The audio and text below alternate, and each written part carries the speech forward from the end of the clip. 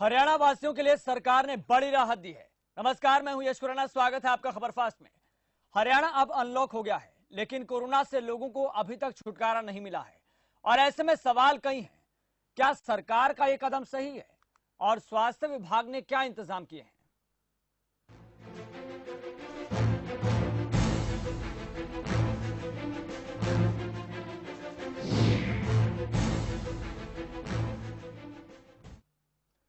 हरियाणा में सप्ताह के शुरू होने में और लगने वाला 2 दिवसीय लॉकडाउन के आदेश को राज्य सरकार ने वापस ले लिया है। इस बात की जानकारी हरियाणा के गृह मंत्री अनिल विज ने ट्वीट करके दी है।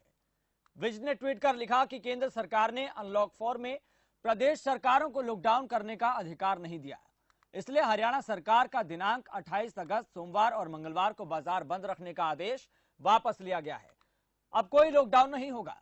बता दें कि 28 अगस्त को जारी आदेश में हरियाणा सरकार ने सप्ताहांत के बजाय शुरू के 2 दिन लॉकडाउन का निर्णय लिया था। फैसला लिया था कि शहरी क्षेत्रों में शनिवार रविवार की जगह सोमवार और मंगलवार को दुकानें, शॉपिंग मॉल बंद करने थे। आवश्यक वस्तुओं की दुकानों को भी इसमें छूट दी गई थी।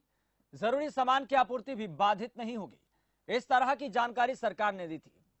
लेकिन ऐसे में इसके इतर सवाल यह है, अगर शुरुआत के दौर में भी देखें, इब्तदाई दौर से देखें, तो किस तरीके से फैसले समय दर समय बदलते गए, परिस्थितियों के हिसाब से सरकार ने फैसले लिए। चलिए आपको दिखाते हैं, ग्राफिक्स के जरिए समझाने का प्रयास करते हैं कि आखिरकार क्या फैसला है। हरियाणा में अब कोई लॉकडाउन नहीं, सरकार ने अपना फैसला वापस ले लिया है। सभी जिलों में हर दिन खुलेंगे बाजार। अब दुकानें, शॉपिंग मॉल्स और दफ्तर पहले की तरह खुल सकेंगे। 21 अगस्त को प्रदेश में शुरू हुआ था वीकेंड लॉकडाउन। शनिवार रविवार को बंद थी मार्केट, दुकानें और कार्यालय। विभागीय फीडबैक के बाद वीकेंड लॉकडाउन के आदेश को वापस लिया गया। शहरी क्षेत्रों में सोमवार मंगलवार को दुकानें बंद रखने के आदेश भी दिए गए। केंद्र की नई गाइडलाइन के बाद आदेश वापस ले लिया गया। अनलॉक 4 में राज्यों को लॉकडाउन करने का अधिकार नहीं है।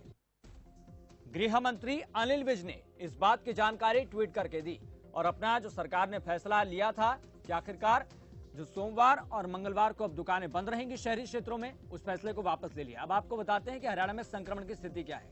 10,000 से ज्यादा एक्टिव केस हैं। ठीक होने वालों की संख्या 50,000 से ज्यादा पहुंच चुकी है। मौत का आंकड़ा 670 है। टेस्टिंग की संख्या 11 लाख से ज्यादा हो चुकी है और हरियाणा में आपको बता दें कि कुल कोरोना मामलों की संख्या 60,000 से ज्यादा हो चुकी है। लेकिन ऐसे में बड़ा सवाल यह है कि आखिरकार पाबंदियों से तो छूट मिल गई है, लेकिन कोरोना से कब मिलेगी? क्या सरकार के पास कोई विस्तृत प्लान है जिसको जमीन पर उतारकर कोरोना से जंग जीती जा सके? हालांकि अगर यह देखा जाए कि जिस तरीके से मृत्यु दर के मामले हो या फिर ठीक होने वाली दर हो, यानी कि स्वस्थ होकर अपने घर लौटने वाले जो मरीज हैं उनकी दर हो, वो बेहतर जरूर है। लेकिन अगर जिस तरीके से पाबंदियों से छूट दी गई है, खुदा ना खास्ता अगर ऐसे लगातार बड़ी संख्या में अगर मामले आ गए, तो सरकार के पास इसको लेकर क्या विस्तृत प्लान है, ये बड़ा सवाल है। चलिए सबसे पहले आपको बता दें कि हमारे साथ हमारे संवाददाता जुड़े हुए हैं। जमीनी स्तर के पहले आपको बताते हैं कि वहां पर क्या अपडेट चल रहा है कोरोना को लेकर, स्थिति क्या है, वहां पर जिला प्रशासन किस तरीके से काम कर रहा है। सबसे पहले आपको लिए चलते हैं सिरसा, जहां से हमारे रिपोर्टर विक्रम भाटिया जुड़ चुके हैं और हमारे संवाददाता ललित कुमार भी जुड़ गए हैं बहादुरगढ़ से, बीएस गुलियानी जुड़ गए हैं अंबाला से। जमीनी स्तर का आपको जायजा लेकर बताते हैं कि आखिरकार वहां पर जिला प्रशासन के पास क्या प्लान है, वहां पर कोरोना के कितने आंकड़े हैं, स्थिति कैसी बनी हुई है। विक्रम भाटिया, सबसे पहले आपके पास आते हैं। फिलहाल कोरोना के कितने आंकड़े हैं, जिला प्रशासन के पास क्या प्लान है कोरोना से निपटने का, और वहां पर लोग कितना पालना कर रहे हैं? जी, अगर सिरसा की अगर बात करें, सिरसा में अभी 1370 कुल टोटल मामले जो है सामने आ चुके हैं, जिसके अंदर 16 जने की जो है मृत्यु हो चुकी है। अभी भी जो है अगर एक्टिव केसों की अगर बात करें तो 567 जो है एक्टिव केस अभी भी हैं और लगभग 750 के करीब जो है अभी भी जो मरीज हैं वो भी ठीक होकर चले गए हैं घर पे। अगर हम तैयारियों की अगर बात करें तो यहाँ प्रशासन की तैयारियां जो है बिल्कुल नजर नहीं आती हैं, क्योंकि अभी भी बाजारों के अंदर काफी भीड़ हमें नजर आ रही है। बाकायदा जो लॉकडाउन लगाया गया था उसको लेकर जो व्यापारी थे पिछले लगभग 10 दिनों से जो है यहाँ धरना प्रदर्शन कर रहे थे और लॉकडाउन को खत्म करने की जो मांग की जा रही थी, अब उन व्यापारियों ने एक बार जो है राहत के साथ जरूर ली है, क्योंकि व्यापारियों का ये मानना था कि लगातार 5 दिन जो है यहाँ पर भीड़ रहती है, उसके बाद जो शनि या इतवार को अगर बंद कर दिया जाता है तो उसका ज्यादा फर्क नहीं पड़ेगा। हालांकि लोगों को यहाँ पर अभी सोचना होगा कि जिस तरह के ये कोरोना के मामले बढ़ते जा रहे हैं, कहीं ना कहीं लोग जो है लापरवाह जरूर हैं। लोगों को खुद जो है इसके एहतियात बढ़ने पड़ेंगे, क्योंकि प्रशासन के अकेले संभालने से नहीं हो पा रहा है। प्रशासन की अगर बात करें, प्रशासन दावा जरूर करता है कि पूरी तैयारियां कर ली गई हैं, लेकिन अभी धरातल पर, जमीनी स्तर पर अभी दिखाई नहीं दे रहा है। जी जी, तो ऐसे में यही सवाल दिमाग में आता है कि सरकारें इस बात को लेकर इश्तेहार देती हैं, विज्ञापन देती है, यहाँ तक कि WHO से लेकर तमाम तरीके की सलाह दी जाती है, हिदायत दी जाती है कि आखिरकार जमीनी स्तर पर सोशल डिस्टेंसिंग का पालन करना और करवाना जिला प्रशासन को सुनिश्चित करना होगा। ये जिम्मेदारी बनती है, दायित्व बनता है। यहाँ तक कि सबसे बड़ी जिम्मेदारी सरकार की बनती है कि आखिरकार अगर कोई फैसला ले रहे हैं, परिस्थितियों के हिसाब से फैसला लीजिए, लेकिन जब वो चीज धरातल पर नहीं उतरेगी, नहीं क्रियान्वित होगी, नहीं इंप्लीमेंट होगा उसका, तो कहीं ना कहीं उसका जिले पर असर पड़ेगा, लोगों पर असर पड़ेगा, यहां तक कि सरकार को भी असर पड़ेगा। तो ऐसे में सवाल यही है, विक्रम भाटिया, आपसे एक और चीज जानना चाहते हैं कि अगर ऐसे में खुदा ना खास्ता अगर मान लिया जाए बड़ी संख्या में मामले आ जाते हैं, तो कितने सरकारी अस्पताल हैं? सिरसा की अगर बात करें, सिरसा के अंदर स्वास्थ्य विभाग का ये कहना था कि पहले कोविड-19 जो सिरसा का नागरिक अस्पताल को बनाया गया था, उसके बाद जो है सिरसा के JCD जो कॉलेज है वहां पर हॉस्पिटल है, उसको जो है कोविड-19 जो है हॉस्पिटल बना दिया गया। उसके अलावा जो डेरा सच्चा सौदा का जो अस्पताल है, वहां पर भी जो है कोविड-19 का वहां पर बना दिया गया। लेकिन अभी फिर जिस तरह यहाँ पर संख्या बढ़ती जा रही है, ये काफी गंभीर समस्या है। हालांकि पुलिस प्रशासन की तरफ से भी प्रशासन का सहयोग मिला था कि जो बेवजह सड़कों पर घूमने वाले लोग हैं या मास्क नहीं डालने वाले हैं, बाकायदा उनको जो है चालान भी किया गया था, लेकिन फिर भी लोग जो है इसको समझ नहीं रहे हैं। प्रशासन बार बार दावा कर रहा है कि तैयारियां हमारी पूरी हैं, लेकिन जिस तरह देखा गया है कि ये आंकड़ा लगातार बढ़ता जा रहा है, ये काफी चिंता का विषय बना हुआ है प्रशासन की तरफ से भी। जी चलिए, अब सीधा लिए चलते हैं आपको बहादुरगढ़, जहां से हमारे संवाददाता ललित कुमार जुड़ चुके हैं। ललित कुमार, वहां पर धरातल की सच्चाई क्या है, और बड़ी बात ये, क्या जिला प्रशासन इस बात को सुनिश्चित करवा पा रहा है कि सोशल डिस्टेंसिंग का पालन हो बाजारों में, गलियों में, मोहल्लों में? जी यस, बिल्कुल। मैं बहादुरगढ़ की बात की जाए तो बहादुरगढ़ में दिन प्रतिदिन कोरोना का आंकड़ा बढ़ता ही जा रहा है, क्योंकि हर रोज कोरोना के नए केस आ रहे हैं, जिसके बाद कोरोना का आंकड़ा अब तक जो बहादुरगढ़ की बात की जाए तो यस 1200 के करीब है। 1176 केस पे हैं, जिसमें से 1000 के करीब ठीक होकर अपने घर आ चुके हैं और 17 की मौत हो चुकी है। और एक्टिव केस की बात की जाए तो 136 के करीब एक्टिव केस है, जिनका विभिन्न अस्पतालों में होम आइसोलेट किया हुआ है, इलाज कर रहा है। लेकिन उसके बावजूद भी जो बात की जाए बाजारों में जो लोग हैं बेखौफ घूमते हुए नजर आते हैं, और सरकार वह प्रशासन का बिल्कुल भी खौफ नहीं मानते हैं, क्योंकि जिस प्रकार से बाजारों में बगैर मास्क के लोग घूमते हैं और सोशल डिस्टेंस की बिल्कुल भी पालना नहीं की जाती है। और बात की जाए यसे बहादुरगढ़ के दुकानदारों की, वह भी इसके प्रति बिल्कुल भी जागरूक नहीं है, क्योंकि जो दुकानों में भी जो मास्क लगाए बगैर ही दुकानदार बैठे हुए मिलते हैं, और जो लोग आते हैं वो उनको सामान देते हैं। जैसे शॉपिंग मॉल है, वैसे बाजार है, किराने की दुकान है या अन्य कपड़े की दुकान है, उन दुकानों पर बिल्कुल भी सोशल डिस्टेंस की मेंटेन नहीं किया जाता है। उसी का नतीजा है कि बहादुरगढ़ व झज्जर जिले में दिन प्रतिदिन कोरोना का आंकड़ा बढ़ता ही जा रहा है। जो सरकार ने जो फैसला लिया था रविवार और शनिवार को, जो वह है बहुत अच्छा फैसला था, क्योंकि जो सरकारी छुट्टियां होती हैं इन दोनों दिन, रविवार को भी और शनिवार को भी, दोनों दिन सरकारी छुट्टियां होती है, उस दिन सबसे ज्यादा रस होता है बाजारों में, और जो लोग हैं घरों से ज्यादा बाहर निकलते हैं। यह सरकार का फैसला बहुत अच्छा था। लेकिन जो 28 तारीख को गृह मंत्री अनिल विज द्वारा आदेश जारी किए गए थे कि सोमवार व मंगलवार को बाजार बंद रहेंगे, लेकिन जैसे ही अनलॉक 4 की जो गाइडलाइन आई, उसमें हवाला दिया है कि सरकार के पास कोई भी एहतियात नहीं है कि सरकार अनलॉक कर सके। उसी को लेकर आज गृह मंत्री अनिल विज ने ट्वीट कर जानकारी दी है कि अब हरियाणा में कोई भी लॉकडाउन नहीं है, अनलॉक है पूरी तरह हरियाणा। मतलब ललित, इस बात को मान लिया जाए कि जिला प्रशासन इस बात को सुनिश्चित करवाने में कि यहाँ पर चाहे बाजार हो, चाहे गलियां हो, चाहे मोहल्ले हो, सोशल डिस्टेंसिंग का पालन नहीं हो पा रहा है। इसलिए हम बार बार यही सवाल उठा रहे हैं कि जिस तरीके से अगर खुदा ना खास्ता बड़ी संख्या में मामले आते हैं अलग अलग जिलों से, क्या सरकार के पास इसको लेकर कोई विस्तृत प्लान है? अस्पतालों की संख्या, अस्पतालों में बेड्स की संख्या, आईसीयू की संख्या, वेंटिलेटर की संख्या, क्या सरकार इसके लिए तैयार है पूरी तरीके से, या फिर इतना बड़ा जो जोखिम सरकार ने ले लिया है उसके पास और उसको लेकर धरातल पर उतारने के लिए सरकार के पास कोई स्ट्रेटजी है? बड़ा सवाल यहाँ पर ये है। अब सीधा लिए चलते हैं आपको अंबाला, जहां से हमारे संवाददाता बीएस गुलियानी जुड़ गए हैं। बीएस गुलियानी, फिलहाल कोरोना को लेकर स्थिति क्या है, धरातल की सच्चाई क्या है? जी बिल्कुल यस, अम्बाला में अगर कोरोना की बात की जाए तो दिनों दिन मामले बढ़ते ही जा रहे हैं। यहाँ पर जो एक एवरेज है वो 80 से 90 पेशेंट की एवरेज है जो अम्बाला में रोज कोरोना पेशेंट की जो बढ़ते जा रहे हैं। और इसके साथ साथ यश विडंबना सबसे बड़ी ये है कि यहाँ पे एकमात्र कोविड हॉस्पिटल है, वहाँ भी जो नियम है उनकी उल्लंघना की जा रही है। बिना मास्क के और पेशेंट को मिलने वाले लोग आ रहे हैं, बिना मास्क के डॉक्टर इवन के ग्लव्स तक नहीं पहनते और उसके बावजूद वो इंजेक्ट कर रहे हैं पेशेंट को। यहाँ तक कि जो फ्री में मास्क मिले हुए हैं वो 10 रुपए का पेशेंट को मास्क बेचा जा रहा है। तो इस तरह की स्थिति है जहाँ पे एक कोविड हॉस्पिटल में भी नियमों की धज्जियां उड़ाई जा रही हैं। तो आम अगर बाजारों की बात की जाए तो वहाँ इसकी कौन पालना करेगा? जी बीएस गुलियानी जी, एक चीज आपसे समझना चाहते हैं, अम्बाला में कितनी आबादी है और आबादी के हिसाब से क्या सरकारी अस्पताल उसके लिए पर्याप्त हैं?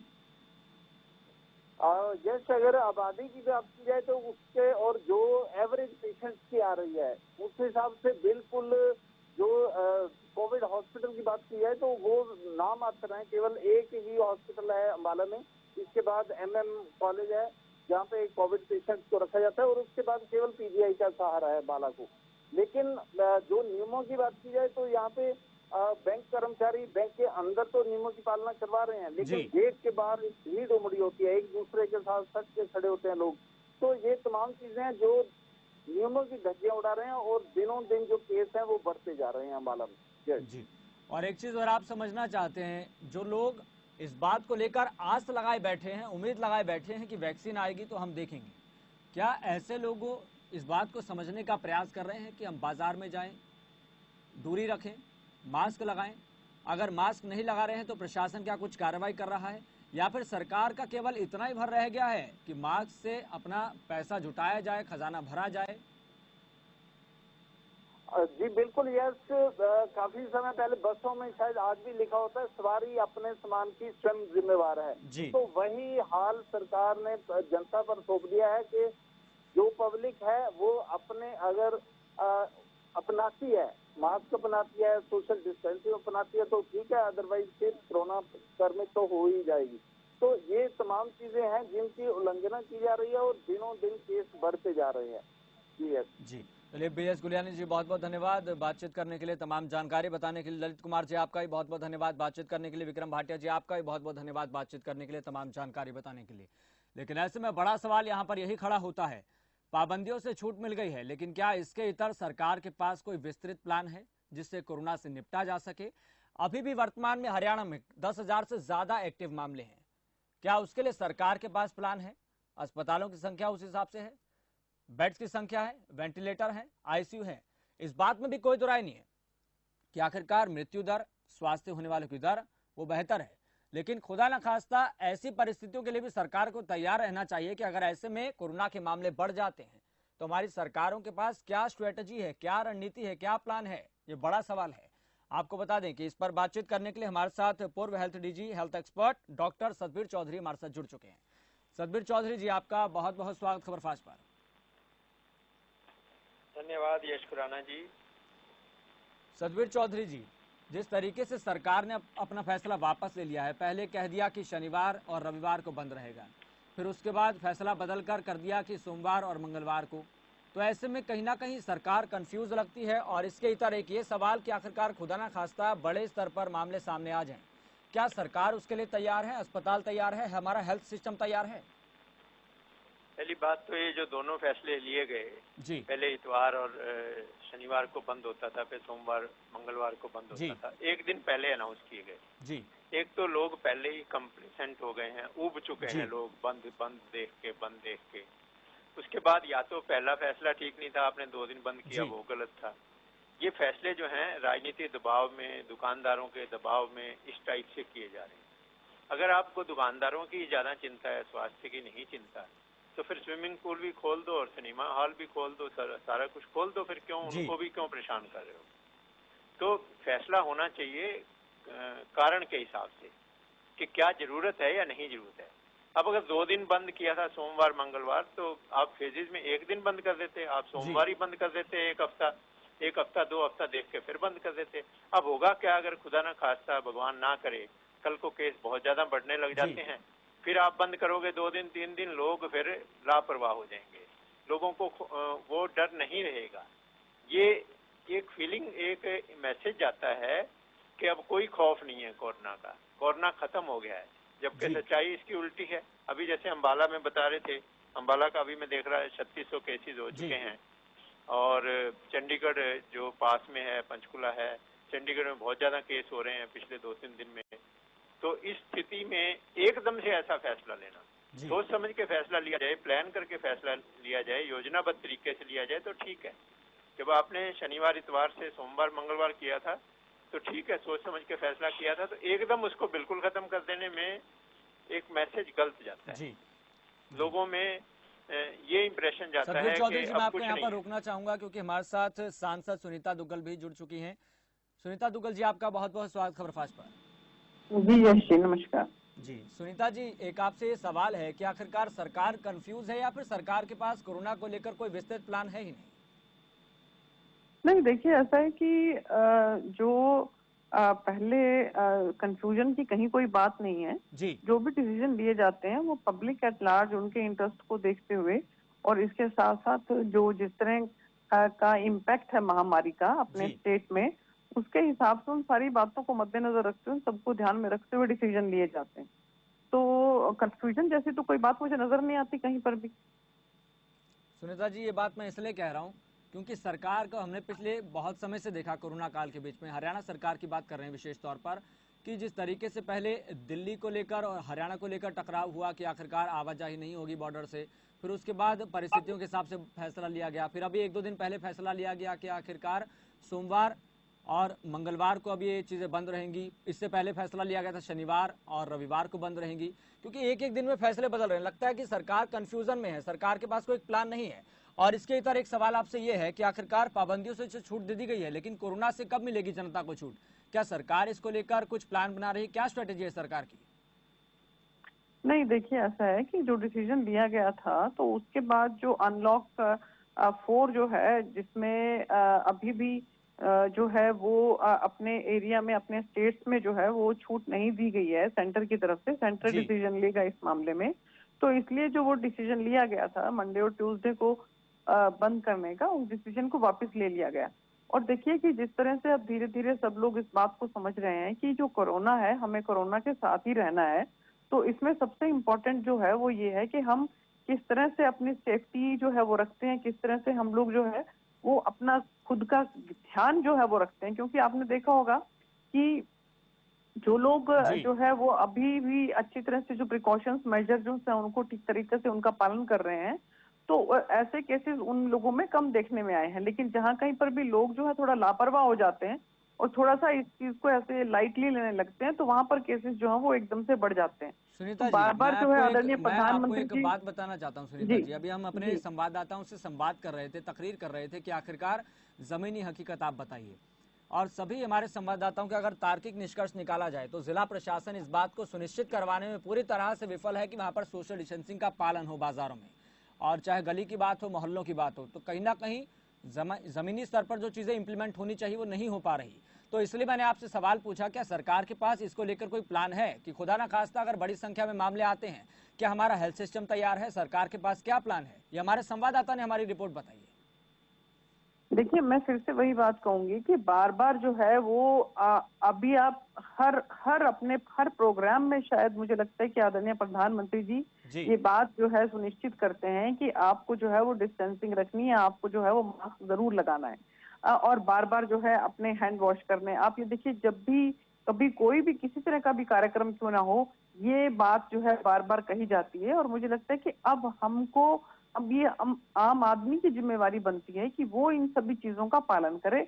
लेकिन फिर भी अगर जो केसेस जो आते हैं, जो कि थोड़ा क्रिटिकल केसेस आते हैं, तो उसके लिए सरकार बिल्कुल तैयार है। और जहां तक बात है मोर्टेलिटी रेट की, तो आपने देखा होगा कि कंपैरेटिवली जो है, चाहे किसी भी देश की हम बात करें, वहां पर कंपैरेटिवली जो हमारे देश की जो मोर्टेलिटी रेट है वो काफी कम है। और अगर इसमें सभी जनता जो है वो सरकार का साथ देगी, क्योंकि सिर्फ सरकार ही जो है वो कोई भी चीज जो है करने के लिए किसी को बाध्य जो है वो किसी हद तक कर सकती है, लेकिन बहुत हद तक नहीं कर सकती। जितनी इस तरह से जो जनसंख्या हमारे देश की है जी उसमें बहुत जरूरी है कि हम सब लोग जो है सरकार का साथ दें और सरकार को कोऑपरेट करें। जी, एक सवाल सुनीता जी आपसे एक और है कि आखिरकार मैं आपसे एक डाटा जानना चाहता हूं कि प्रदेश में कितने सरकारी अस्पताल हैं और उन अस्पतालों में क्या इतने पर्याप्त बेड हैं, उतने वेंटिलेटर हैं, आईसीयू हैं? देखिए बिल्कुल जो है सरकार के पास पर्याप्त साधन है। अगर मैं आपको सिरसा लोकसभा की ही बात करूं तो जब जैसे ही ये कोरोना ये इसका स्टार्टिंग हुआ था तो उसमें सबसे पहले जो है वो मैंने अपने निधि से सांसद निधि से जो है वो कम से कम भी आप ये देखिए 13 लाख रुपया हर विधानसभा में, मैंने 9 विधानसभाएं आती हैं तो 13 लाख रुपया हर विधानसभा में दिया था, जिसके अंदर मैंने ये सुनिश्चित किया था कि इसमें जो है आपको वेंटिलेटर्स लेने हैं 10 लाख रुपए के कम से कम, और जो 2-3 लाख रुपए अवश्य है उसको आपने बाकी इक्विपमेंट्स हैं, चाहे वो पीपीई किट है, चाहे हैंड सैनिटाइजर है, चाहे मास्क है, तो बाकी जो पैसा है उससे वो लेने हैं। तो मुझे लगता है कि काफी ज्यादा जो है, चाहे हम पीपी किट की बात करें, चाहे हम मास्क की बात करें, सैनिटाइजर की बात करें, तो अब हमारा देश जो है वो इसमें आत्मनिर्भर हो गया है। और बहुत मैं आपसे जानना चाहता हूं कि आपके पास डाटा है प्रदेश में कितने अस्पताल हैं सरकारी? देखिए अभी फिलहाल तो मैं इसके बारे में नहीं बता सकती हूँ, क्योंकि एक तो ये है कि भाई ये तो डिपार्टमेंट से ही, जैसे कि जो स्वास्थ्य विभाग है उनसे ही इसके बारे में कंप्लीट पता लग सकता है। जी, लेकिन मैं आपको एक डाटा बताना चाहता हूँ, गुरुग्राम को लेकर चल रहे हैं, केवल एक जिले को लेकर। गुरुग्राम में 30 लाख की आबादी है आंकड़ों के अनुसार, और उसके एवज में एक सरकारी अस्पताल है, सिर्फ एक। जी तो नहीं देखिए, हाँ ऐसा है यश जी कि अभी तक के जो भी हमारा एक्सपीरियंस रहा है कोरोना को लेकर, तो उसमें यही देखने में आ रहा है कि हम जितना ज्यादा इसमें सावधानी बरतें, जितना ज्यादा हम अपने आप को जो है जो कंजर्वेटिव ट्रीटमेंट है उससे अपने आप को जो वो जोड़कर रखते हैं, तो उसमें दिक्कत नहीं आती है। दिक्कत सिर्फ आती है जहाँ क्रिटिकल केसेस होते हैं, जहाँ पर एकदम से आपको जो ब्रेथलेसनेस होती है और वहां पर आपको ऑक्सीजन की जरूरत पड़ती है, तो उसमें आपको जो है वो वेंटिलेटर की जरूरत पड़ती है, आपको सपोर्ट की जरूरत पड़ती है। तो मुझे लगता है कि उस तरह के केसेस जो हैं वो कंपैरेटिवली काफी कम हैं, और जो हैं उसका सरकार के पास जो है सभी साधन उसके रूप में उपलब्ध हैं। चलिए सुनीता जी, बहुत बहुत धन्यवाद जुड़ने के लिए, बातचीत करने के लिए। तो जिस तरीके से बड़ा सवाल यहाँ पर यही खड़ा होता है कि आखिरकार हमारी सरकार कितनी तैयार है, और जिस तरीके से हमने आपको बताया कि हमारे संवाददाताओं के जरिए जमीनी हकीकत दिखाई आपको कि आखिरकार कोरोना के आंकड़े कितने हैं, जिला प्रशासन इस बात को इंश्योर करने में, सुनिश्चित करवाने में कितना कामयाब हो रहा है और कितना विफल हो रहा है, हमने आपको दिखाया। सतबीर जी, वापस आपके पास लौटते हैं, क्योंकि हम बात कर रहे थे कि आखिरकार सरकार के पास क्या प्लान है, चाहे हेल्थ सिस्टम की बात हो, सरकारी अस्पताल की बात हो, बेड्स की बात हो। तो आप अपनी बात कंटिन्यू कर सकते हैं जहां से आप बात कंटिन्यू। अभी गुड़गांव की बात हो रही थी जी, तो एक मैसेज जाता है कि गुड़गांव में जब सीएम ने दाखिल होना होता है तो मेदांता हॉस्पिटल में दाखिल होता है। जी, गुड़गांव में जो सिविल हॉस्पिटल है वहां पर मरीज कम जाते हैं, जो भी सीरियस पेशेंट हैं, चाहे और 8-10 वहां पर हॉस्पिटल हैं बड़े बड़े, उनमें लोग ज्यादा जाते हैं। तो ये बात मुख्यमंत्री खुद जब मेदांता में दाखिल होते हैं तो उससे ये बात स्पष्ट हो जाती है कि गुड़गांव में सिविल हॉस्पिटल में सुविधाएं नहीं हैं, तभी वो मेदांता में जाकर के दाखिल हो रहे हैं। इसी प्रकार जब हेल्थ मिनिस्टर पूरा हरियाणा छोड़ के मोहाली में, पंजाब में जाकर के इलाज के लिए दाखिल होते हैं तो वो मैसेज गलत जाता है। हम चाहते हैं कि अच्छा इलाज मिले, सरकार के अधिकारियों को और मंत्रियों को अच्छे से अच्छा इलाज मिलना चाहिए, अच्छी से अच्छी जगह पर मिलना चाहिए, लेकिन वो अच्छा इलाज अपने हरियाणा में ही सुनिश्चित करें तो अच्छा रहेगा।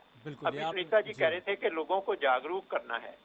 मेरे विचार से जागरूक करना भी सरकार का काम है, जनप्रतिनिधियों का काम है, लोगों को जागरूक करें। और अगर कोई नहीं मानता जागरूक, उनको ये सुनिश्चित करना जरूरी है कि मास्क पहने, उचित दूरी रखें, और अगर कोई नहीं मानता तो उस पर सख्ती करें।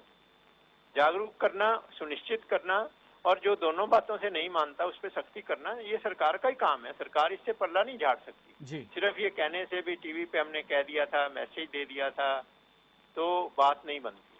अब एक दिन पहले किसी भी फैसले को बदलने को जस्टिफाई तो किया नहीं जा सकता, प्लान्ड फैसला तो हो नहीं सकता। ये तो दबाव में आकर के व्यापारी संस्थानों के दबाव में आके फैसला लिया गया है। आपने 2 दिन बंद किया था, कम से कम 1 दिन कर देते, कम से कम इस हफ्ते 2 दिन बंद रख लेते, अगले हफ्ते सोमवार मंगलवार फिर खोल देते। तो दबाव इसमें राजनीति कहीं ना कहीं नजर आ रही है, जबकि चुनाव अभी 4 साल दूर है। हरियाणा में कोई ऐसा राजनीतिक प्रेशर भी नहीं है, फिर भी राजनीतिक ढंग से फैसले लिए जाएंगे तो जनहित में नहीं है ये फैसले। जी बिल्कुल। चलिए सतवीर जी, बहुत बहुत धन्यवाद जुड़ने के लिए और बातचीत करने के लिए। यहाँ पर बड़ा सवाल यहाँ पर यही खड़ा होता है कि सरकार ने हरियाणा प्रदेश को बेहतर करने के लिए अर्थव्यवस्था को तो खोल दिया है, लेकिन ऐसे में क्या कोरोना लॉक होगा, कोरोना डाउन होगा? बड़ा यहाँ पर यह सवाल है। और इसके इतर एक ये सवाल भी आता है कि जिस तरीके से कोरोना के मामले सामने आ रहे हैं, हरियाणा में 60,000 से ज्यादा मामले सामने आ चुके हैं। एक्टिव केसों की बात करें तो 10,000 से ज्यादा एक्टिव केस हैं। तो इसको लेकर क्या सरकार के पास कोई विस्तृत प्लान है? हम बार बार इस बात को कह रहे हैं और हमने अपने संवाददाताओं के जरिए आपको बताने का प्रयास किया कि आखिरकार जिला प्रशासन इस बात को सुनिश्चित करवाने में कितना कामयाब हो रहा है और कितना विफल हो रहा है। ये बताया किस तरीके से भीड़ जुटती है बाजारों में और लोग सोशल डिस्टेंसिंग का पालन नहीं कर रहे, मास्क नहीं लगा रहे, तो जिला प्रशासन के लिए क्या प्लान है उसके पास? चलिए यहाँ रुकते हैं छोटे से ब्रेक के लिए, जल्द हाजिर।